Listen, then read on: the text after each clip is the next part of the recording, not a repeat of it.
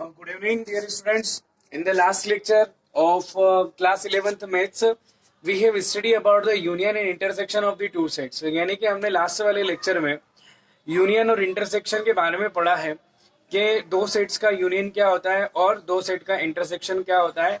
अगर कोई कंफ्यूजन है तो एक बार और आप उस लेक्चर को देखिए रिवाइंड करके. हमारा जो लेक्चर बना था चैप्टर फर्स्ट का एक्सरसाइज 1.3 का, उसके अंदर हमने अच्छी तरीके से पढ़ लिया है कि हमारे पास यूनियन क्या होता है और इंटरसेक्शन क्या होता है.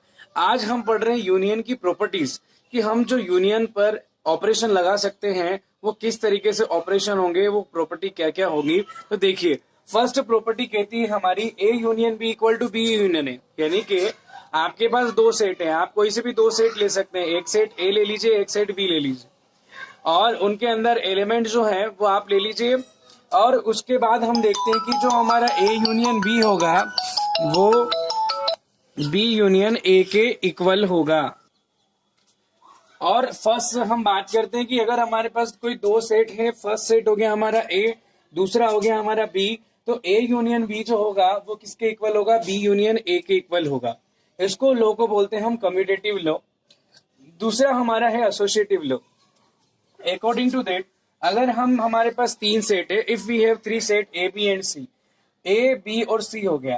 फर्स्ट हम दो सेट का अगर यूनियन निकालते हैं, ए और बी का हमने मान लीजिए यूनियन निकाल लिया, और ए और बी का हमने यूनियन निकाल लिया, और उसके साथ जो है फिर हमने सी का यूनियन निकाल लिया.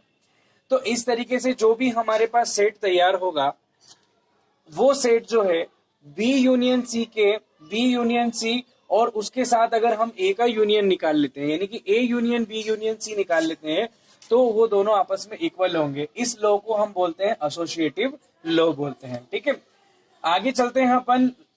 ए union phi equal to A, ये हमारा जो लॉ है ये लॉ ऑफ आइडेंटिटी है. आइडेंटिटी का मतलब होता है यदि हम किसी ऑपरेशन के साथ, चाहे एडिशन के, जैसे कि एग्जाम्पल लेके मैं आपको बताता हूं कि हम किसी भी नंबर के साथ जब हम 0 ऐड करते हैं तो हमें वही नंबर वापस क्या होता है, मिल जाता है. दैट इज, इसका मतलब ये हुआ कि एडिशन के लिए आइडेंटिटी कौन सी हो गई, हमारी 0 हो गई. दूसरा हम बात करते हैं कि मल्टीप्लीकेशन के लिए हम जब 1 से मल्टीप्लाई करते हैं तो हमें वो क्या मिलता है, सेम रिजल्ट मिलता है. इसका मतलब ये हो गया कि हमारे पास जो है आइडेंटिटी मल्टीप्लीकेशन के लिए 1 हो गई और एडिशन के लिए क्या हो गई, 0 हो गई.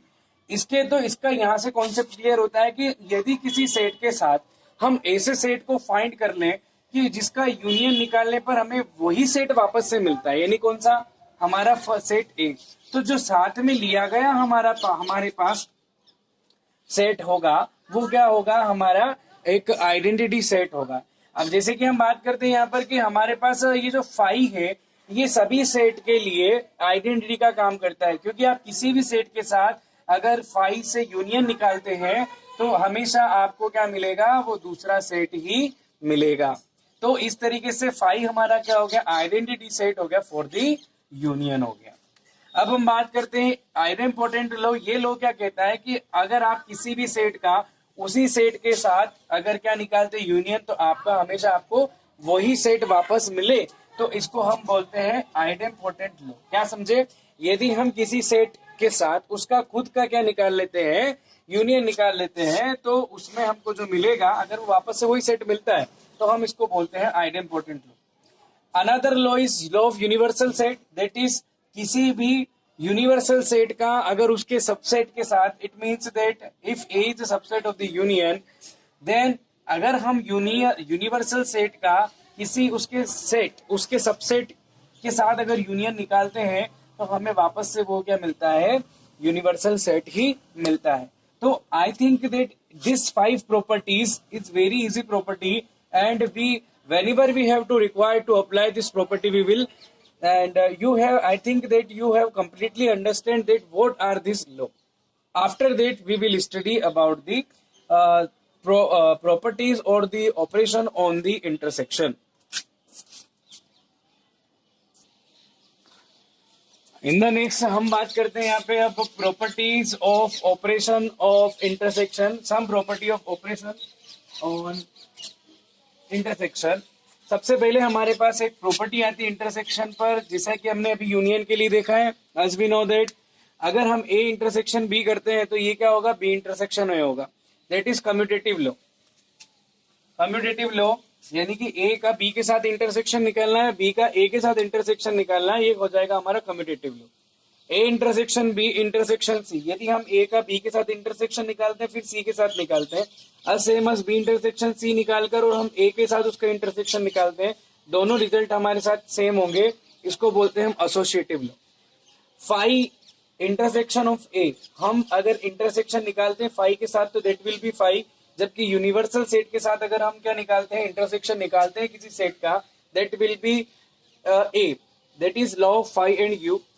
ए इंटरसेक्शन है, दैट इज अगर दो सेट अगर सेम सेट हो उनका इंटरसेक्शन निकाला जाए तो सेट वापस वही आ जाता है, that is idempotent law. A intersection B union C, यहाँ आप देख रहे हैं इंटरसेक्शन जो है वो यूनियन पर डिस्ट्रीब्यूट होगा, तो ये बन जाएगा ए इंटरसेक्शन बी, फिर यूनियन आ जाएगा, फिर ए का इंटरसेक्शन सी के साथ चला जाएगा, तो ये हो जाएगा आपका A intersection B union A intersection C. That means it is a distributive law, that is intersection is distributed over the union.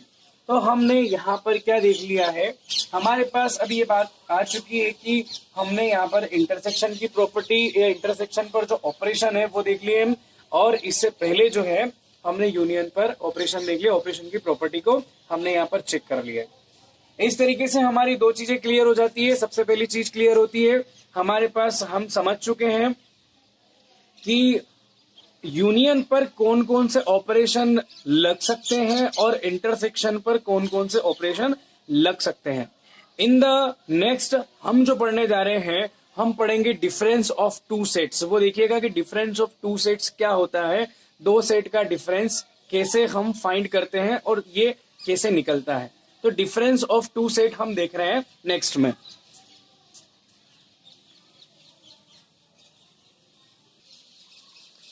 In the last बहुत अच्छा हमारे पास यहाँ पर एक टॉपिक बन रहा है, डिफरेंस ऑफ टू सेट्स। ये क्या होता है, बहुत शॉर्ट फॉर्म में हम समझते हैं। If the two sets are A and B, अगर आपके पास दो सेट कौन कौन से हैं, ए और बी हैं, then A minus B is called the difference of two sets. तब हम डिफरेंस कैसे बताएंगे टू सेट्स का, वो होता है आपका ए माइनस बी। ये ए माइनस बी का मतलब होता है डिफरेंस ऑफ टू सेट्स। अब इसमें इसको पढ़ते हैं, रीड ए माइनस बी। अब ये होता है क्या है, तो A minus B is also a set. कौन सा सेट, कैसा सेट है, in which only those element is included which belongs to A only. उसके अंदर केवल वो एलिमेंट्स आएंगे जो केवल ए में होंगे। तो ये कैसे पता चलेगा, सपोज हमने एक एग्जांपल लिया है, हमारे पास एक सेट है जिसमें एलिमेंट है 1 2 3 4। हमारे पास कौन से एलिमेंट हो गए, हमारे पास एलिमेंट हो जाते हैं 1 2 3 एंड 4। फिर उसके बाद हमारे पास अनदर सेट है, हमारे पास एलिमेंट हो गए 3 4 8 6। हमारे पास एलिमेंट हो गए 3 4 8 6। तब हम पता करते हैं कि a माइनस बी क्या होगा। देखिए a माइनस बी वो सेट है जिसके अंदर केवल a के एलिमेंट होंगे, b आपका पूरा चला जाएगा और जो दोनों के कॉमन एलिमेंट है वो भी इसके अंदर नहीं आएंगे। समझ रहे हैं, a माइनस बी को टोटली हटाना है, b को टोटली हटाना यानी कि आपका यहाँ पर ये जो 3 कैंसिल हो जाएगा, 4 भी नहीं आएगा, 8 भी नहीं होगा और 6 भी a माइनस बी में नहीं होगा। लेकिन एक कंडीशन है कि 3 4 a में आ रहे हैं, लेकिन जो कॉमन एलिमेंट है उनको भी नहीं लिखेंगे, केवल जो बच गए हैं जो कॉमन है वो नहीं लिखे जाएंगे, जो b के हैं वो भी नहीं लिखे जाएंगे, और यहाँ पर दोनों में जो कॉमन है वो भी नहीं लिखे जाएंगे। केवल जो a में होंगे वो एलिमेंट आएंगे। लेकिन a में 3 और 4 था, लेकिन 3 और 4 b में भी तो है, तो जो कॉमन एलिमेंट है उसको भी डिफरेंस ऑफ सेट में नहीं लिखा जाता है। तो आपको यहाँ से क्लियर हो जाएगा कि ये डिफरेंस ऑफ टू सेट्स क्या होता है। फिर से मैं आपको एक्सप्लेन कर देता हूँ। Difference of two sets is written as a minus B in which only those element is included which is not common in A and B and particularly those element is it belongs to A set। हमारे पास set क्या होते हैं, A। अगर आप यहाँ पर बात करते हैं, हमारे पास अगर अपन मान लें कि 1 2 3 और 4 इसमें है, 3 4 5 और 6 इसमें है, अगर B माइनस A निकालूंगा तो A के एलिमेंट मुझे सारे छोड़ने पड़ेंगे, जो कॉमन है उनको भी हटाना पड़ेगा। तो कॉमन कौन हो गया, 3 4 इधर से हो गया, और a नहीं आ रहा है तो बचेंगे कौन, 5 और आ जाएगा आपका 6। यही आपका क्या होता है, डिफरेंस ऑफ टू सेट्स होता है। आई होप कि आपको difference of two sets complete समझ में आ गया है। हमें इसके ज्यादा बात करने की कोई इसमें जरूरत नहीं है। फिर से हम नॉर्मल तरीके से समझ लेते हैं। अगर हमारे पास दो सेट ए और बी हैं, अगर हमारे पास दो सेट ए और बी हैं, then A minus B is called, A minus B को क्या बोलेंगे, डिफरेंस ऑफ टू सेट्स। ठीक है, अब इस ए माइनस बी के अंदर कौन से आएंगे, केवल वो एलिमेंट आएंगे जो केवल ए के एलिमेंट होंगे। जैसे मैंने ए माइनस बी आपको निकाल के दिया है, ए के अंदर 1 2 3 4 लिया था अपन ने, बी के अंदर 3 4 5 6 लिया था।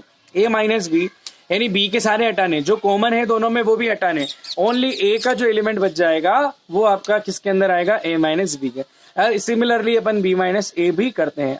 तो ये यहाँ तक डिफरेंस ऑफ सेट आपका यहाँ पर कंप्लीट हो जाता है। इसके बाद हम देखेंगे नेक्स्ट टॉपिक।